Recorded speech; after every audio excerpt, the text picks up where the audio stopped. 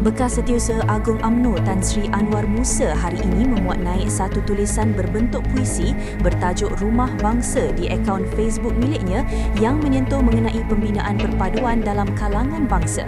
Dalam hantaran tersebut, Anwar menyatakan bahawa usaha membina rumah bangsa bukan sesuatu yang mudah dan tidak boleh dilakukan sekadar melalui kata-kata. Membina rumah bangsa tidak semudah kata-kata, tidak terbina di tapak lama yang terbakar kerana durjana, tulisnya. Menurut beliau, pembinaan sebuah rumah bangsa memerlukan penghuni yang mempunyai pegangan agama yang kuat, hati yang cekal, jujur dalam percakapan serta setia kepada bangsa.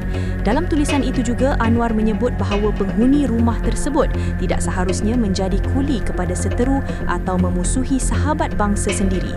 Beliau turut menggambarkan bahawa rumah bangsa bukan sekadar usaha memanggil kembali rakan lama yang pernah difitnah, dianiaya, ditendang atau dihina. Mungkin sudah terbina di tapak lain yang lebih sempurna, lebih dirahmati dan lebih digemari sekalian anak bangsa, katanya. Tambah Anwar, rumah tersebut mungkin telah pun wujud tanpa perlu retorik atau pelawaan kerana penghuninya hadir secara sukarela. Rumah bangsa sudah ada, tiada keperluan pura-pura membinanya, tulisnya lagi dalam hantaran berkenaan.